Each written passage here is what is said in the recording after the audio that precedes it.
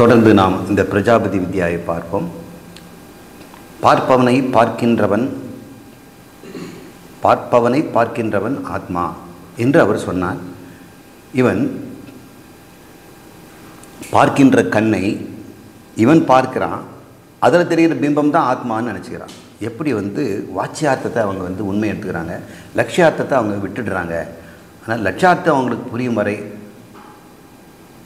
குரு அவர்களை விட்டு பிடிப்பார், அத்தியாரோபம் பண்ணுவார். இப்போ என்ன சொல்கிறார் பார்ப்போம். இவர்கள் இருவரிடமும் பிரஜாபதி அவர் சொல்கிறார், ஏ விரோச்சனா, ஏ இந்திரா, இதோ இந்த பாத்திரத்தில் உள்ள தண்ணீரை உங்களை பாருங்கள் அப்படின்னு சொல்கிறார். முதலே அவங்க பார்த்துட்டாங்க, மறுபடியும் பார்க்குறாங்க.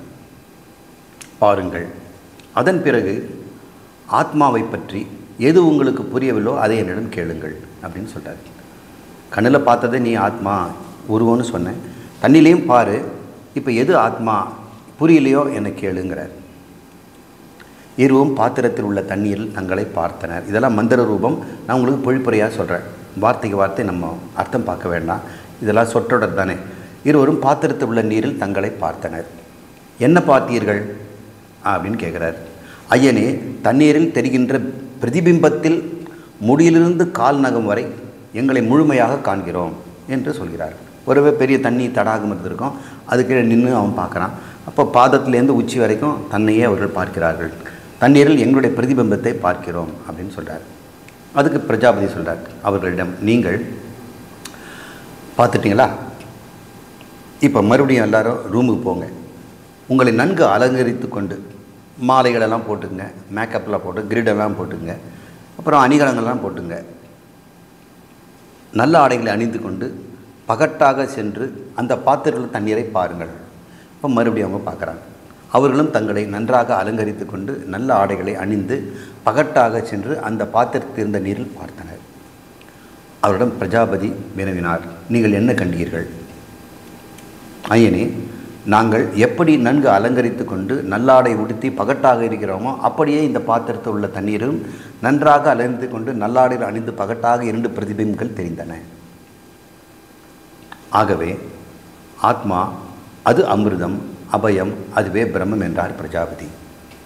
அதை கேட்டவர்கள் திருப்தியுடன் தங்கள் இருப்பிடம் திரும்பினர். அப்படின்னு இங்கே இந்த மந்திரம் முடியுது. தான் கூறியதை கேட்டு அந்த பிரஜாபதி நினைக்கிறார். தங்கள் இருப்பிடம் திரும்புகின்ற இருவரையும் பார்த்த பிரஜாபதி தனக்குள் அவர் சொல்கிறார், அடடா, ஆத்மாவை அடையாமலும் ஆத்மாவை அறிந்து கொள்ளாமலும் இவர்கள் இருவரும் திரும்பி செல்கிறார்களே, தப்பாக எதையோ புரிஞ்சிட்டு போகிறாங்களே. இத்தகைய கருத்து கொண்டிருப்பவர்கள் தேவரரே ஆகட்டும் அசுரரே ஆகட்டும் யாரானாலும் அது அவர்களுக்கு பெரிய இழப்பே என்று கூறிக்கொண்டார். இவ்வாறு இந்த மந்திரம் முடிகிறது. என்ன சொல்கிறாரு, நான் என்ன சொல்ல வந்தேன்?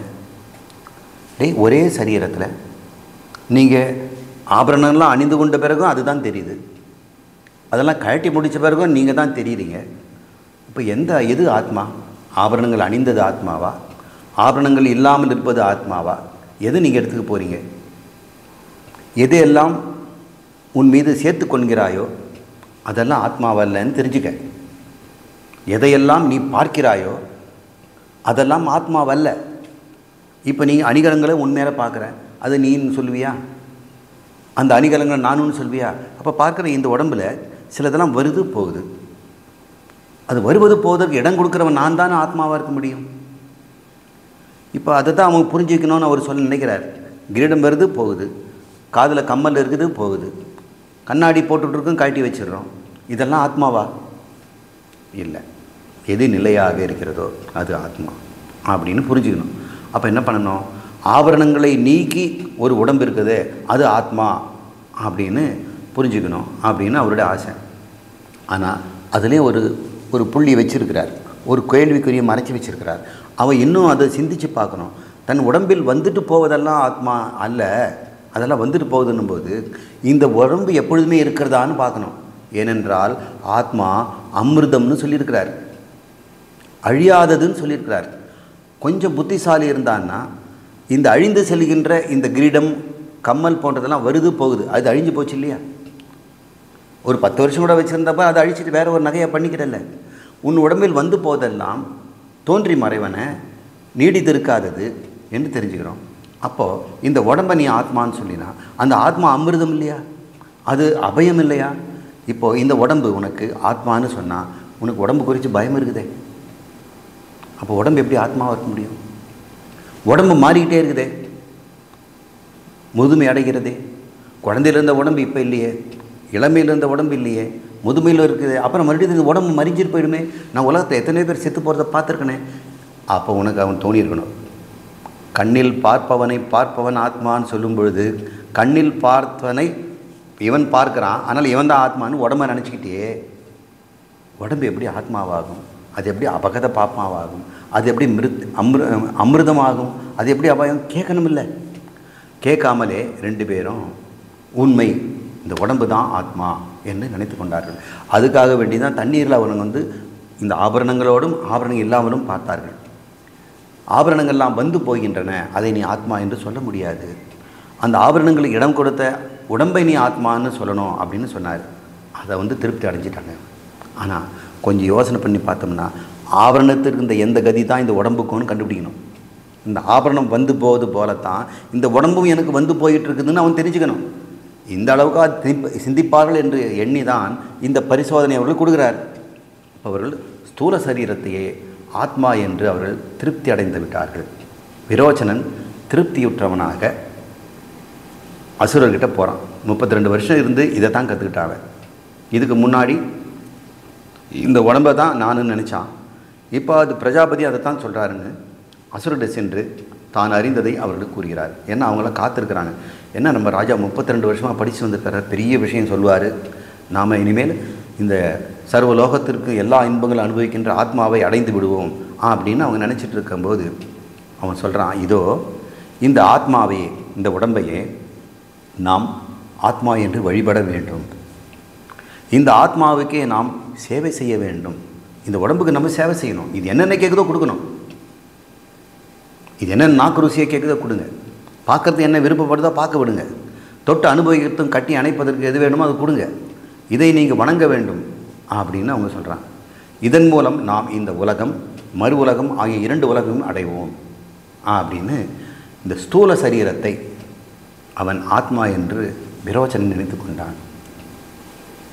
அடுத்த மந்திரம், ஆதலால் தானம் கொடுக்காதவனையும் ஸ்ரத்தை இல்லாதவனையும் வழிபாடுகள் செய்யாதவனையும் இன்றும் மக்கள் ஐயோ இவன் அசுரனே என்று கூறுகிறார்கள். அவர் சொல்கிறார், இந்த மந்திரம் சொல்லுது, தானம் கொடுக்காதவன், ஸ்ரத்தை இல்லாதவன், வழிபாடுகள் செய்யாதவனை ஐயோ இவன் அசுரன்னு சொல்கிறான். ஏனெனில் இப்படி வாழ்வுதான் அசுரர்களுடைய கொள்கை. அவங்க எதுவும் கொடுக்க மாட்டாங்க. அது கொடுத்தா இந்த உடம்புக்கு பத்தாமல் போயிடுமே. ஒரு 4 காசு இருந்தால் அந்த உடம்புக்கு செலவு பண்ணு, அது எதுக்கு இன்னொருத்தனு கொடுக்குற? ஏன்னா உடம்பு தான் ஆத்மா, உடம்பு தான் நான், உடம்பு தான் அந்த பிரம்மம், அதுதான் அமிர்தம். ஆனால் அவன் யாருக்கும் கொடுக்க மாட்டான்.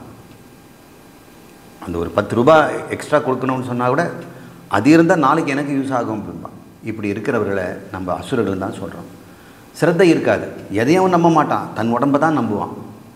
தன் உடம்புக்கு எது நல்லது செய்தோ அதை மட்டும் நம்புவான். தன் உடம்புக்கு தீங்கு செய்கிறத அவன் கொண்டுடுவான். அவனுக்கு சிரத்தையே தன் உடம்பு மீது தான், வேறு எதிலும் அவனுக்கு சிரத்தை இருக்காது. இனிமேல் குருக்கிட்ட கூட அவனுக்கு சிரத்தை இருக்காது. கோயில் குளங்களிலும் சாமி மேலேயும் கூட அவனுக்கு சிரத்தை இருக்காது. அதை எதுக்கு கும்பிட்டுக்கிட்டு? இது தானே ஆத்மா, இதை நம்ம வழிபடுவோம் அப்படின்னு சொல்கிறான். அதனால் வழிபாடுகளும் செய்ய மாட்டான். எவன் ஒருவன் கோயில் குளம் போகாமல், தொழுகை செய்யாமல், எதிலையும் சிரத்தை வைக்காமல், தன் மீதே மட்டுமே சிரத்தை வைத்து கொண்டு எவனுக்கும் எதையும் கொடுக்காமல் தனக்கே பயன்படுத்தி கொன்ற ஒரு சுயநலவாதியை அசுரன் என்று தான் சொல்லுகிறோம் என்று கூறுகிறார்கள். இன்றைக்கும் நம்ம தமிழ்நாட்டில் ஆட்சி செய்பவர்கள் சாமிகள் கிடையாது, உடம்பு தான், இந்த உடம்பு தான் ஆத்மா, இதை தவிர ஒரு இறந்த பிறகு ஒரு ஆத்மா போவதில்லை என்று ஒரு பெரிய மனுஷன் சொல்லியிருக்கிறாரு நம்பி அதுக்காக கட்சி நடத்தி கொண்டு அரசாங்கம் நடந்து கொண்டிருக்கிறது. அவர்கள் இறந்தவருடைய உடம்பை தான் இன்றைக்கி சாமி கும்பிட்றாங்க. மெரினா கடற்கரையில்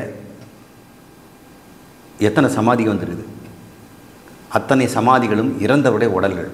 அதைத்தான் சாமின்னு நினைக்கிறாங்க, தன் உடம்பையே சாமின்னு நினைக்கிறாங்க. தன் உடம்புல போஸ்டர் ஒடிச்சு இதெல்லாம் எல்லாம் வழிபடணும்னு நினைக்கிறாங்க. தெய்வமேன்னு எல்லாரும் பாராட்டுகிறார்கள், தலைவா என்று சொல்கிறார்கள். எல்லாம் இந்த சரீரத்துக்கு கிடைக்கிற மரியாதை. சரீரம்தான் ஆத்மா, சரீரம்தான் பிரம்மம், சரீரத்தை தவிர வேறு எதுவுமே இல்லை என்று நினைக்கின்றவர்கள் இப்பொழுது ஆட்சி செய்கிறார்கள். அவர்கள் சனாதன தர்மமாகிய இந்த உண்மையை அவர்கள் மறுக்கிறார்கள். இதெல்லாம் பொய் என்று சொல்கிறார்கள். இன்றைக்கி இப்படி சொல்கிறது, அன்னைக்கே தேவலோகத்தில் சொர்க்கலோகத்தில் வாழ்கின்ற அசுரனும் அதுதான் சொன்னான். எந்த விதத்தில்? சொர்க்கலோகத்துக்கே நீ இருந்தாலும், அசுரல தலைவனாக இருந்தாலும், அங்கேயும் இந்த புத்தி இருக்கத்தான் செய்கிறது. அது எப்படி மனிதர்களுக்கு இல்லாமல் போயிடும்? ஏனெனில் இப்படி வாழ்வது தான் அசுரர்களுடைய கொள்கை. அவர்கள் தான் பிணமாகிய உடலை, இந்த மந்திரத்தில் சொல்லுது, நான் சொல்லலை, மந்திரத்தில் இருக்கிறது. அவர்கள் தான் இந்த பிணமாகிய உடலை உணவாலும் உடையாலும் ஆபரணங்களாலும் மேன்மை செய்து கொண்டு இதனால் இவ்வுலகத்தை ஜெயித்து விடலாம் என்று கருதுகின்றனர். இவ்வாறு இந்த அத்தியாயம் 8வது கண்டம் நிறைவடைகிறது. 9வது கண்டத்தை பார்ப்போம். இந்திரனுடைய விசாரணை. இந்த இடத்துல இந்திரன் கொஞ்சம் நிற்கிறான். உடனடியாக தன்னுடைய தேவலோகத்தை அவன் போல. விரோச்சனன் உடனடியாக அங்கே போயிட்டான். போதும், நான் கற்றுக்கிட்டேன், எல்லாமே டெஸ்ட் பண்ணி பார்த்துட்டேன். இந்த உடம்பில் அலங்காரம் செய்தோம்னா தான் நான் இன்னும் அழகாக இருக்குது, அதனால் இதுதான் ஆத்மா அப்படின்னு அவன் நினச்சிக்கிட்டான். அவர் சொல்ல வந்ததே வேறு. இந்த அலங்காரங்களெல்லாம் தோன்றி மறைவது, நீயாக அணிந்து கொள்வது, இந்த உடம்பும் கூட கர்ம வினையினால் உன்னால் எடுத்துக்கொண்டது, இந்த உடம்பு மாறும், இதற்கு பின்னாடி பார்ப்பவனை பாருங்கிறத விட்டுட்டான். விரோச்சனனை போல் தன் இருப்பிடம் திரும்பிய இந்திரனோ தேவர்களை அடையும் முன்பே போய் அவங்ககிட்ட சொல்லலான்னு நினச்சான். பயம் கொண்டான். அவனுக்கு கருக்குன்றது, ஏதோ தப்பு நடந்திருக்குது. அவன் சிந்தித்தான். இதுதான் மனனம். முதல்ல கேட்டது சிரவணம், இப்பொழுது அவன் சிந்திக்கிறான். அது எப்படி முடியும்? அது எப்படி முடியும்? அசம்பாவிதம், இது நடப்பதற்கு வாய்ப்பில்லையே. அவன் நினைக்கிறான், தேகம் அலங்கரிக்கப்பட்டால் ஆத்மா அலங்கரிக்கப்பட்டதாயும், ஏன்னா தேகம்தான் ஆத்மாங்கிறதுனால இது அலங்காரம் செய்தால் அலங்கரிக்கப்பட்டதாயும், தேகம் நல்ல ஆடை உடுத்தும் போது ஆத்மா ஆடை உடுத்தியதாகவும், தேகம் திருத்தப்பட்டால், அதாவது அழகு பண்ணி கொண்டால் ஆத்மா திருத்தப்பட்டதாயும், அங்கனமே இப்போ யோசிப்பாகிறான், தேகம் குருடானால் ஆத்மாவும் குருடாயிடுமே. ஆத்மா நானுன்னு சொன்னால் ஆத்மா தான் அமிர்தம்னா குருடாகுது. அதுக்கு தேகம் ஒற்றைக்கண்ணுடையதானால் ஆத்மா ஒற்றை கண்ணுடையதாகுமே. தேகம் முடமானால் ஆத்மா முடமாகிவிடுமே. தேகம் நாசமானால் ஆத்மாவும் நாசமாகுமே. எனவே ஆத்மாவும் தேகம் ஒன்றல்ல, ஆத்மா அமிர்தம், அது நாசமாகாதுன்னு அவர் சொன்னார். ஏதோ நம்ம தப்பு பண்ணிட்டோம் போட்டிருக்கே, இதில் நான் ஒரு இன்பத்தையும் காணவில்லையே. இந்த தேகத்தை ஆத்மான்னு நான் சொல்கிறதுல எனக்கு ஒரு பிரயோஜனம் இல்லையே. இது அலங்காரம் பண்ணால் அலங்காரம் பண்ணிக்குது, அவலமானாலும் அவலமாயிடுது, கண்ணு போனால் குருடாயிடுது, கை கால் போனால் போயிடுது. இந்த தேகத்தை நான் எப்படி அமிர்தம் என்று சொல்வேன்? இதில் எனக்கு என்ன, எல்லா லோக இன்பங்களும் எனக்கு கிடைக்கும் அப்படிங்கிற ஒரு வைராகியம் அவங்ககிட்ட உண்டாது. அவங்ககிட்ட விவேகம் தோன்றுது. எனவே நாம் தவறாக புரிந்து கொண்டோம், நம்முடைய குருநாதரிடம் சென்று இந்த சந்தேகத்தை நிவர்த்தி சொல்ல வேண்டும் என்று அவன் உடனே நிற்கிறான். விரோசனன் அகிம்சையை கடைபிடிக்காததால் அவனால் குருவின் உபதேசம் பயனற்று போயிற்று. இந்த அசுரர்கள் ஹிம்சை செய்வதில் தான் அவன் இஷ்டம் இருக்கிறவங்க. அவள் வேட்டையாடுவார்கள், மற்றவர்கள் துன்பப்படுவதை பார்த்து ரசிப்பார்கள். ரோம் நகரத்திலாம் அங்கே இருந்தவர்களெல்லாம் ராஜாக்களுக்கெல்லாம் பொழுதுபோக்கு என்ன தெரியுங்களா? ஒரு பெரிய பள்ளம் தோண்டுவாங்க, கிணறு மாதிரி இருக்கும். அந்த கிணறை சுற்றிடும், மேலே இருக்கை போட்டு அவங்க வேடிக்கை பார்ப்பாங்க. கிணற்றுக்குள்ளே, அது பேர் அரீனான்னு பேர். அந்த அரீனான்ற வட்டமான கிணறு மிக பெருசாக இருக்கும். தரையெல்லாம் தளம் போட்டிருப்பாங்க. அதில் கீழே கிணற்றுக்குள்ளே கதவை திறந்தோம்னா அதுலேருந்து ஒரு புலி வரும். அது உள்ளே அங்கேயே வளைச்சிருப்பாங்க குகை வழியாக. அதில் ஒரு அடிமை அவனை உள்ளே தள்ளி விட்டுருவாங்க. அந்த புலி அவனை சித்திரவதை செய்து கொன்று அவன் தப்பிச்சு ஓடுறதெல்லாம் வேடிக்கை பார்ப்பாங்க. அல்லது 2 கிளாடியேட்டர்னு சொல்லுவாங்க, போர் வீரர்கள். அவங்க 2 பேரும் கீழே இறங்கி சண்டை போடுறதை இவங்க பார்ப்பாங்க. அதில் ஒருத்தன் கொல்லாமல் வெளிவரக்கூடாது, 2 பேரில் யார் வேணால் கொண்டு வேணும் அப்படின்னு அவங்க சொல்லுவாங்க. அப்போ அவங்ககிட்ட ஆயுதங்கள்லாம் வச்சுக்கிட்டு சண்டை போடுறதை அவங்க பார்க்குறாங்க. இது ஒரு பொழுதுபோக்கு. இன்றைக்கி சினிமாவிலையும் இதே தான் ஒரு பொழுதுபோக்கு. ஒரு ஆள் பல பேர் சேர்த்து அடிக்கிறது, கதறக்க துடிக்க வைக்கிறது. அவன் ஹீரோ என்று சொல்கிறாங்க அவங்கள. விளையாட்டுகளிலும் இப்படி தான் இருக்குது. இது விளையாட்டுகள்லையும் இந்த குழந்தைங்கள்லாம் விளையாடுறாங்க. இதெல்லாம் அஹிம்சை, ஹிம்சை. இந்த விரோச்சனன் அஹிம்சையை கடைபிடிக்காதவன், ஹிம்சையை கடைபிடிக்கிறவன். அவன் அதில் தான் அவன் ருசி கன்றவன். அதனால் குருவின் உபதேசம் அவனுக்கு பயனற்று போயிடுச்சு. அவனால் விளங்கி கொள்ள முடியவில்லை. ஆனால் இந்திரன் அஹிம்சையை கடைபிடிப்பவனாக வாழ்ந்து கொண்டிருந்ததால் அவனால் அதை சிந்தித்து பார்த்து ஏதோ நாம் தவறு செய்திருக்கிறோம், சரியாக புரிந்து கொள்ளவில்லை என்று உபதேசத்தை நோக்கி முன்னேறுகிறான். தோஷ தரிசனம் பண்டித லட்சணம். சொல்லப்பட்ட கருத்தில் இருக்கின்ற ஒரு தவறை கண்டுபிடிச்சாதான் அவன் பண்டிதன் ஆவான். பண்டா என்றால் புத்தி, பண்டிதம் என்றால் பாண்டித்யம் என்றால் குரு சொல்லிக் கொடுப்பதை புரிந்து கொள்வது, அது பேர் பாண்டித்யம் என்று பெயர். சிரவணம் என்பதற்கும் பாண்டித்யம் என்று பெயர் என்று பிரகதார உபநிஷத்திலே நாம் அறியப் போகிறோம். அந்த பண்டிதம் என்பது குற்றத்தை கண்டுபிடிப்பது, விஷயங்களிலே விவேகத்திலே ஏற்படுகின்ற தோஷங்களை பார்த்து நிவர்த்தி செய்கின்ற மனதுதான், புத்தி தான் பண்டிதன் என்று சொல்கிறார்கள். இவன் கண்டுபிடிச்சிட்டான், தேகம் நிச்சயமாக ஆத்மாவாக இருக்க முடியாது. அப்போது நம்முடைய குருநாதர் சொல்வதில் ஏதோ சூக்ஷ்மம் மறைஞ்சிருக்குது, அவர் வேறு எதையோ பார்க்க சொல்கிறார் என்று அவன் செல்கிறார். 9வது கண்டம் 2வது மந்திரம். ஆத்மாவை பற்றி தான் கொண்டிருக்கும் கருத்து திருப்தியாக இல்லை என்று உணர்ந்த அந்த இந்திரன் அவன் திருப்திப்படலை. மீண்டும் கையில் சமித்துகளுடன் பிரஜாபதியிடம் திரும்பி செல்கிறான். அவனிடம் பிரஜாபதி கேட்கிறார், மகனே, மகவன், குழந்தாய் என்று சொல்லுது, மகவன், இந்திரனே, மன திருப்தியுடன் நீ விரோச்சனுடன் சென்றாயே, அவன் போலவே நீயும் மன திருப்தியுடன் சென்றாயே, இப்பொழுது எது விரும்பி மீண்டும் வந்திருக்கிறாய் என்று கேட்டார். அதற்கு இந்திரன் சொல்கிறான், தேகம் அலங்கரிக்கப்பட்டால் அலங்கரிக்கப்படுகிறது, ஆடை உடுத்தினால் ஆடை உடுத்திக் கொள்கிறது, தேகம் திருத்தப்பட்டால் ஆத்மா திருத்தப்பட்டதாக இருக்கிறது. அங்கனமே இந்த தேகத்திலே குருடானால் ஆத்மாவும் குருடாயிடுமா? தேகம் ஒற்றை கண்ணுடையதாக இருந்தால் ஆத்மா ஒற்றை கண்ணாயிடுமா? தேகம் முடமானால் ஆத்மா முடமாகுமா? தேகம் நாசமானால் ஆத்மாவும் நாசமாகும் என்றால் இந்த கருத்தில் எனக்கு திருப்தி இல்லை, எந்த இன்பத்தையும் நான் காணவில்லை. இந்த உடம்பை நான் ஆத்மா என்று கொண்டு இதில் என்ன அன்பம் அனுபவிப்பேன் என்பது எனக்கு நிச்சயமில்லை, இது ஆத்மா கிடையாது என்று அவன் தெரிந்து கொண்டான். வெட்கப்படாமல் குருவிடம் சந்தேகம் கேட்க வேண்டும். இந்திரனுக்கு எப்பேற்பட்ட ஒரு ராஜா, இப்படி ஒரு முட்டாள்தனமாக நம்ம ஒரு காரியம் செய்திருக்கிறோமே, இதை கொண்டு போய் இந்திரன் லோகத்தில் எல்லாருக்கும் சொன்னால் அவங்க இதை போய் தெரிஞ்சுட்டு யாராவது ஒரு சின்ன குழந்தை கேட்டுதுன்னா என்ன ஆகும்? நல்ல வேளை இப்போவே நாம் கரெக்ட் பண்ணிக்கிட்டோம், அதுக்கு தான் என்னை ட்ரெஸ் போட்டுக்கிட்டு தண்ணியில் பாரு, ட்ரெஸ்ஸை காட்டிட்டும் பாருன்னு சொல்லியிருக்கிறார். அப்போ ஆத்மா போட்டால் உடையது, உடையது, நீக்கினால் உடையற்றது என்று ஆகும் பொழுது கண் போனாலும் குருடாயிடும்ல. அப்படிப்பட்டது மாறக்கூடியது, நாசமாகக்கூடியது எப்படி அமிர்தம் என்று சொல்வேன், அழியாத வஸ்து என்று சொல்வேன், பயமற்றது என்று சொல்வேன். இந்த உடம்பு குறைதற்கு தினம் தினம் பயம் வருதே. லேசாக ஒத்த தலைவலி வந்தால் பயம் வந்துடுது, வயிற்று கடுப்பு வந்ததுன்னா அதுக்கு ஒரு பயம் வந்துடுது, இதையும் கொஞ்சம் வேகமாக துடிச்சா பயம் வருது.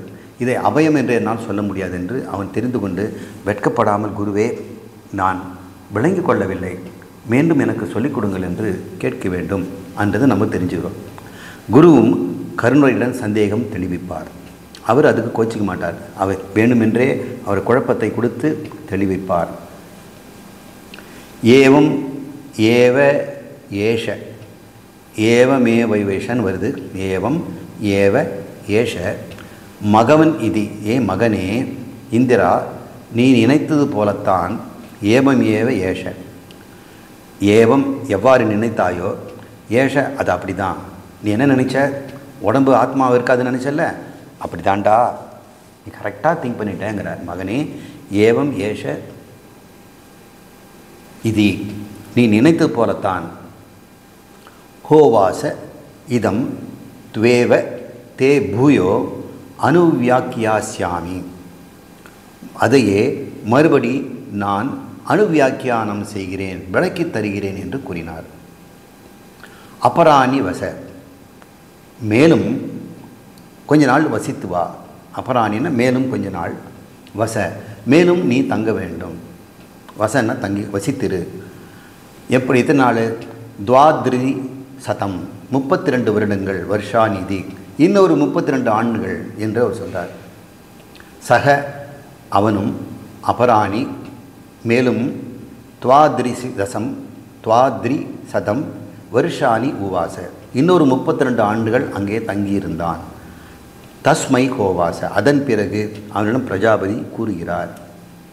அத்தியாயம் 9 நிறைவு. அத்தியாயம் 8 கண்டம் 9 நிறைவு, கண்டம் 10வது. இப்பொழுது ஸ்தூல சரீரம் இல்லைன்னு தெரிஞ்சுக்கிட்டான். இந்திரன் சூக்ஷ்ம சரீரத்தை ஆத்மா என்று கருதி கொள்கிறான். இப்போ 2வது தடவை மிஸ்டேக் நடக்குது. ஆனால் இந்த தடவை கொஞ்சம் பெட்டர், சூக்ஷ்ம சரீரம் என்று அவன் தெரிந்து கொள்கிறான். அதுவும் தவறு தான். அதையும் குருநாதர் திரித்து கொடுப்பார். அதற்கு ஒரு 32 வருஷம் அவன் தங்கியிருக்க வேண்டியிருக்கும். அதையும் பார்ப்போம். பிரஜாபதி கூறினார், யார் மகிழ்ச்சியுடன் கனவில் சஞ்சாரிக்கிறாரோ, கனவில் நீ மகிழ்ச்சியோட சில பார்க்குற, அவன் தான் ஆத்மா அப்படின்னு இப்போ சொல்கிறார். இப்போது கனவில் ஒருத்தன் நீ சஞ்சாரிக்கிறான்ல, உன் கனவிலே எத்தனையோ உலகங்கள் வருது, உறவினர்கள் வருகிறார்கள், இறந்து போனவர்கள் வராங்க, இருக்கிறவங்களும் வராங்க, கொஞ்சம் நீண்ட காலத்துக்கு முன்னாடி வாழ்ந்தவர்களோட இப்போ வராங்க. நீ அவங்களோட உறவாடுறல்ல, அங்கே ஒருவன் மகிழ்ச்சியோடு சுற்றி திரிகிறான் அந்த கனவுலகத்தில். இந்திரனே அவன் கனவிலே போவான். அந்த கனவில் காண்கின்ற இந்திரன் தான் ஆத்மா. அவன் சாவற்றவன், அமிர்தம், பயமற்றவன், அபயம். அவன்தான் பிரம்மம், அவன்தான் பிரம்மம் என்று அவர் கூறுகிறார். இதை கேட்ட இந்திரன் மனதில் திருப்தி அடைந்தவனாய் இருப்பிடம் திரும்பினான். ஆனால் தேவர்களை அடையும் முன்பே பயம் கொண்டான். அதே மந்திரம் திரும்பி வருது. அதோட நம்ம ஏதோ தப்பு பண்ணிட்டோம் போல் இருக்கே அப்படின்னு சொல்கிறார். எப்படி? தேகம் குருடாக இருந்தாலும், இந்த உடம்பு எனக்கு குருடாக இருந்தால் கூட கன உடம்பில் ஒன்று இருக்குது, அவன் குருடாக இருக்கிறது இல்லையே. இப்போ நான் கண்ணாடி போட்டுக்கிட்டு தான் இருக்கிறேன். என் கனவுல நான் கண்ணாடி போட்டுருக்கேனா? இல்லையே. தூங்கும்போது கண்ணாடி காட்டிட்டு தான் நான் தூங்குறேன். ஆனாலும் கண்ணாடி இல்லாமலே நான் உள்ளே இருக்கிறேனே. ஒருவேளை என் கனவில் நான் கண்ணாடி போட்டேன்னா கூட இந்த உண்மையான கண்ணாடி வெளியே இருக்குது. ஆனால் அவன் போட்ட கண்ணாடி என்ன? அப்போ தேகம் குருடாக, இந்த தேகம் குருடாக இருந்தாலும் கன உடம்பு குருடாக இருப்பதில்லை. சில சமயம் இது நல்ல கண்ணாக இருக்கலாம், ஆனால் கன உடம்புலேருந்து நான் குருடாக இருந்துட்டு கஷ்டப்படலாமே. அப்போ தூல உடம்பு ஒற்றை கண்ணாக இருந்தாலும் கன உடம்பு ஒற்றை கண்ணாக இருக்காதே. தேகத்தில் குறைபாடுகள் கன உடம்பில் குறைபாடாக இல்லையே சில சமயம். எனவே இந்த கனவை நான் ஆத்மா என்று சொல்வதில் கருத்து தவறு என்று அவன் உணர்ந்தான். இதுவும் ஏதோ ஒரு கன்ஃபியூஷன் இருக்குது. இந்த கன உடம்பும் கூட மாறுவதாகவும் குறைவுடையதாகவும் அது மரணம் அடையக்கூடியதாகவும் தான் இருக்கிறது. கனவு முடிஞ்சவொன்னே அது அழிஞ்சு போதே. இந்திரன் மீண்டும் சமித்துடன் பிரஜாபதியிடம் திரும்பி வந்தான். சூழ உடம்பு நான் கண்டுக்கிறது 32 வருஷம், சூக்ஷ்ம உடம்பு கண்டுக்கிறது இன்னொரு 32, 64 வருஷம் முடிஞ்சுது. மறுபடியும் சமித்தோடு வரான். பிரஜாபதி அவனை நோக்கி, இந்திரா மகவ, திருப்பியுற்ற மனதினாய் நீ உன் இருடம் திரும்பினாயே, இப்பொழுது எதை விரும்பி மீண்டும் வந்திருக்கிறாய் என்று கேட்கிறாய். பகவானே, இந்த உடல் இப்படி இருப்பினும் தூல உடல் குருடானாலும் கன உடம்பு குருடு இல்லை. இந்த உடல் ஒற்றை கண்ணாக இருந்தாலும் கன உடம்பு ஒற்றை கண்ணாக இல்லை. இந்த உடம்பில் தோஷங்களால் இருந்தாலும் கன உடம்பில் தோஷங்கள் இல்லை. நாவதேனாஸ்ய ஹன்யதே, இந்த தேகம் வெட்டுப்பட்டாலும் கன உடல் வெட்டுப்படுவதில்லை. நாஸ்ய ஸ்ராமியேன ஸ்ராமோ, இந்த உடல் ஊனமற்றால் கன உடல் ஊனமுடைவதில்லை. அங்கே நல்லா தானே இருக்கிறேன். கிரந்தி கொல்லப்பட்டது போலும், துவேப வைனம் விச்சாதயந்தி இவ, யாரோ துரத்துவது போலவும் கனவில், இந்த கனவில் என் உடம்பு வெட்டுற மாதிரி இருக்குது. இந்த உடம்பு நல்லா தான் இருக்குது, ஆனால் கன உடம்புல எனக்கு கை கட்டி வெட்டி போட்ட மாதிரி எனக்கு தோணுது. யாரோ என்னை துரத்துவது போல இருக்குது. விச்சாதயந்தி அப்பிரிய வேத்து ஏவ பவதி, துண்டுபட்டது போலவும் சில சமயம் கண்டம் துண்டமாக வெட்டி போட்டுட்டா மாதிரியும் கனவு வருது. அபிரோதி தீவ, அந்த கனவுடம்பு ரோதிதம்னா அழுறது. கனவுல நான் அழறனே, நாகம் அத்திர போக்கியம் பஷ்யாமி இது. நான் இந்த கனவுடம்பில் எந்த இன்பமும் காணவில்லை. நான் அகம் அத்திர, அகம்னா நான், அத்திர என்றால் இந்த கனவுடம்பில், போக்கியம் எந்த இன்பத்தையும், போக்கியம்னா இன்பம், ந போக்கியம் பஷ்யாமி நான் எந்த இன்பத்தையும் பார்க்கவில்லை. எனக்கு கனவுடம்பு ஆத்மா என்று நான் கருதுவது இல்லை. எனக்கு அதில் சந்தேகம் இருக்கிறது. அதற்கு இந்திரன் சொல்கிறான், தூல உடம்பை வெட்டினால் கனவுடம்பு வெட்டுப்பதுவில்லை. மறுபடியும் அதனுடைய பொழிப்புரை, தூல உடம்பு ஊனமானால் கனவுடம்பு ஊனமாவதில்லை. ஆனால் கனவில் அதை கொன்றது போலவும் யாரோ துரத்துவது போலவும் துன்பப்படுவது போலவும் காண்கிறேன். கனவில் அந்த உடம்பு அழுவதையும் காண்கிறேன். இத்தகைய கருத்தில் நான் எந்த ஒரு சிறப்பையும் ஒரு பெருமையையும் இதை போய் ஆத்மா என்று சொல்லுகின்ற அளவுக்கு எனக்கு திருப்தி இல்லை என்று பதிலளித்தான். இந்திரனின் நிலைமையை புரிந்து கொண்ட பிரஜாபதி அவரிடம் கூறுகிறார், இந்திரா, நீ கூறியது சரிதான். மீண்டும் உனக்கு நான் அதனை விளக்குவேன். ஆனால் நீ இன்னும் 32 ஆண்டுகள் இங்கே தங்க வேண்டும் என்றார். அதனை ஏற்றுக்கொண்டு இந்திரன் மேலும் 32 வருடங்கள் பிரஜாபதியுடன் தங்குகிறான். அப்போ 32 96 வருஷம் முடிஞ்சுது. அதன் பிறகு அவரிடம் பிரஜாபதி கூறினார். என்ன கூறினார்? தூல உடலை ஆத்மா என்று முதலில் கருதினான். பின்னர் கனவில் உலகம் சூக்கும் உடல் ஆத்மா என்று கருதினான். மொத்தம் 64 ஆண்டுகள் குரு சேவை செய்தான். இனி இந்த 10வது கண்டம் நிறைவடைகிறது. அடுத்த 11 கண்டம் என்ன என்று நாம் இப்பொழுது பார்ப்போம்.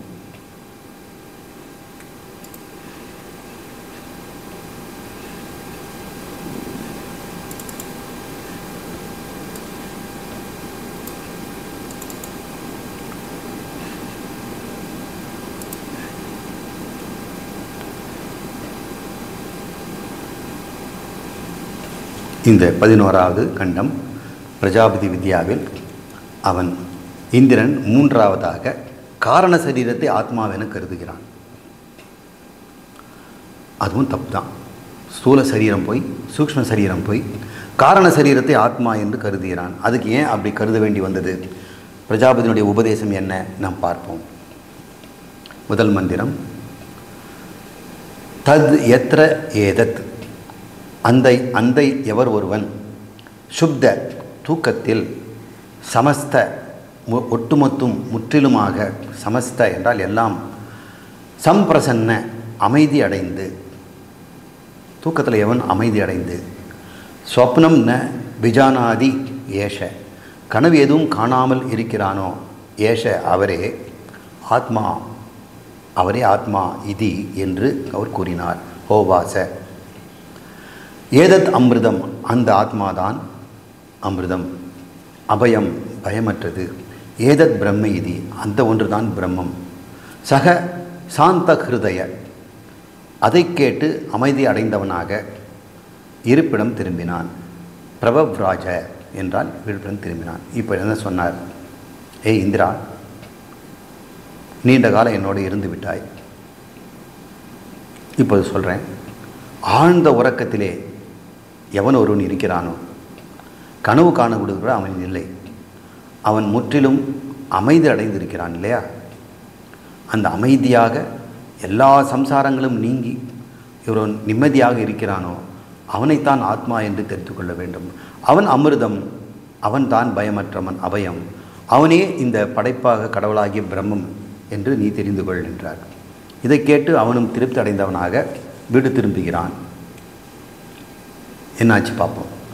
சக அப்பிராப்பிய ஏவ தேவான், அவன் என்ன பண்ணுறான்? தேவர்களை அவன் அடையும் முன்பு, பிராப்பியம்னா அடைவது, அப்பிராப்பியம் அடைவதற்கு முன்பே, தேவலோகத்துக்கு அடைவதற்கு முன்பே அவனுக்கு ஒரு அச்சம் வருது.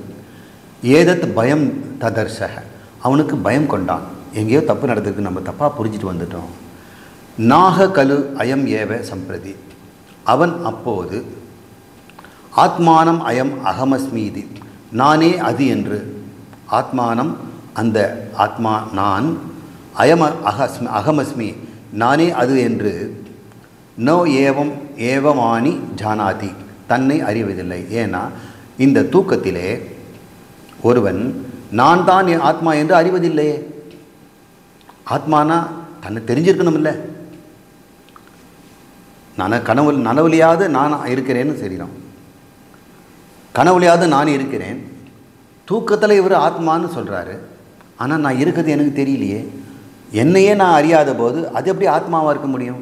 ஆத்மா எல்லாம் அறிந்ததாக இருக்கணும். அப்படி ஒரு ஆத்மா எனக்கு தேவையில்லையே. நானே அது என்று தன்னை அறிவதில்லை.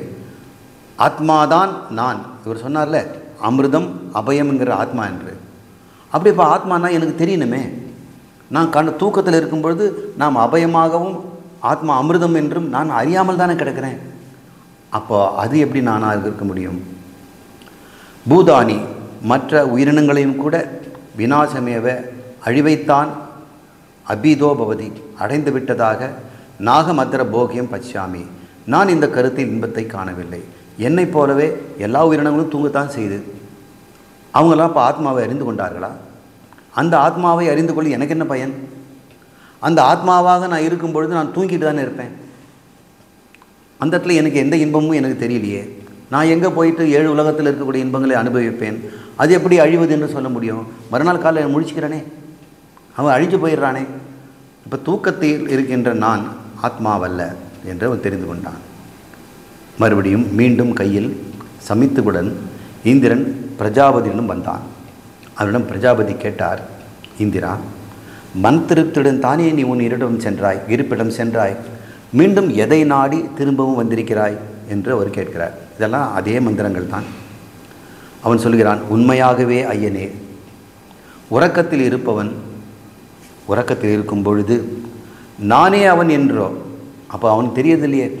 நீங்கள் சொன்னீங்க அவர் தான் பிரம்மம்னு, நான் அந்த சமயத்தில் நான் தான் பிரம்மம்னு எனக்கு தெரியலையே என்றோ, மற்ற எவற்றையுமோ கூட நான் அறிவதில்லையே. என்னையும் அறியவில்லை, உலகத்தையும் அறியவில்லை. அறிவற்றவனாக இருப்பதை நான் ஆத்மா எப்படி சொல்ல முடியும்? அப்பொழுதும் நாசம் அடைந்தது போலத்தான் இருக்கிறான். இந்த கருத்திலும் நான் இன்பம் அடையவில்லை. எனவே அந்த தூக்கத்தில் இருக்கின்ற காரண சரீரமும் நான் அல்ல. அது காரண சரீரம் அவன் சொல்லலை, நமக்கு தெரியும். இந்த சாஸ்திரம் படிச்சிருப்பதனால நாம் அதை காரண சரீரம் என்று எடுத்துக்கொள்கிறோம். ஏன் அது காரணம்னா, மறுபடியும் நனவில் எந்த சம்சாரத்தில் விட்டானோ அங்கேருந்து தான் அவன் புறப்படுறான். தூங்கிறதுக்கு முன்னாடி எந்த துன்பம் இருந்ததோ முடிச்சுக்கும் போதும் அதே துன்பம். அதனால் சம்சாரங்கள் தூக்கத்திலே பீஜ ரூபமாக விதை ரூபமாக மறைந்துதான் இருக்கிறது, காரணத்தில் இருக்கிறது. மறுபடியும் பகலில் முழிக்கும்போது காரியமாகிறது. அப்போ காரியமாகின்ற நனவும் கனவும் காரணமாக மறைந்து தான் இருக்கிறது. காரணம் வைத்துக்கொண்டே நான் எப்படி தப்பிக்க முடியும்? காரணத்தையும் அழிக்கணும் இல்லையா? எனவே காரண சரீரம் உறக்கம், அங்கே காரியமாகிய சம்சாரம் மறைந்து பீஜமாக இருக்கிறது. எனவே அது அமிர்தமோ அது அபயமோ இல்லை. அது சம்சாரம் பதுங்கி இருக்குது, காலையில் எழுந்தவுடனே பாய்வதற்கு தனியாக. இந்திரனின் நிலைமையை புரிந்து கொண்ட பிரஜாபதி, பாவம், நானும் சொல்கிறேன் 32 96 வருஷம் இவனும் பாடுபட்டு வந்திருக்கிறான். இந்திரா, நீ கூறியது சரிதான். ஆழ்ந்த உறக்கத்திலே அவன் தன்னை ஆத்மா என்றே அறிவதில்லை, வேறெதையும் அறிவதில்லை தான். உனக்கு நான் அதையே மறுபடியும் விளக்குகிறேன், மேலும் சொல்லுகிறேன். ஆனால் நீ இன்னும் 5 ஆண்டுகள் இங்கு வசி என்றார். நல்ல வேலை, ரொம்ப பக்கத்தில் வந்துட்டேன், நல்ல விவேகம் வந்துடுச்சு. நிலையற்றது எதுன்னு கண்டுபிடிச்சிட்டேன். சரீரங்கள் நிலையற்றது. இந்த சரீரங்கள் 3 இருக்கும் வரை பாபம் என்பது இருக்கும். அதனால் அபகத பாப்பமாவாக இருக்க முடியாது. காரண சரீரம். இந்த சூக்ஷ்ம சரீரம் இருக்க சோகமோகம் இருந்து கொண்டே இருக்கும். இந்த பிராண சரீரம் இருக்கும் வரை பசி தாகம் இருந்து கொண்டிருக்கும். இந்த ஸ்தூல சரீரம் இருக்கும் வரை உனக்கு மூப்பும் மரணம் இருந்து கொண்டிருக்கும். இதையெல்லாம் நீ புரிந்து கொண்டதால் அவைகளெல்லாம் அமிர்தமாகாது, அது அபயமாகாது. அந்த ஷட் ஊர்மிகளும் இந்த 3 ஏஷனைகளையும் உடைய அந்த 3 சரீரங்களும் நீ இருக்க முடியாது. எனவே நான் உண்மையான அந்த பார்ப்பவன் யார் என்று உனக்கு காட்டி கொடுக்கிறேன். 5 வருஷம் நீ மறுபடியும் இருந்து சேவை செய் என்று கூறுகிறார். அதனை ஏற்றுக்கொண்ட இந்திரன் எவ்வளோ பொறுமை, எவ்வளோ சிரத்தை பாருங்கள். மேலும் 5 ஆண்டுகள் பிரஜாபதியுடன் தங்கினார். இதுக்கு ஏன் இதை மாதிரி சொல்கிறேன்னா, இந்த நாலெட்ஜ், இந்த பிரஜாபதி வித்யா, ஆத்மாவை அறிகின்ற விஷயம் இந்திரனுக்கு போன்றவர்களுக்கும் கூட காலம் எடுத்துக்கொள்கிறது. நான் பிரம்மம் என்று அறிந்து கொண்டேன், ஆனால் அவ்விதம் நான் உணர்வதில்லையே, என் அனுபவம் அப்படி இல்லைன்னு இங்கே வருத்தப்படுறது எனக்கு புரியுது. ஆனால் இந்திரனுக்கும் அதே கதி தான். ஆனால் பொறுமை இருக்க வேண்டும். அவன் நிதித்தியாசனம் செய்திருக்கிறான். அவன் 32 ஆண்டுகள் யோசனை பண்ணிட்டு தான் இந்த முடிக்கு வந்திருக்கிறான், இந்த உடம்புகள் இருக்காதுன்னு.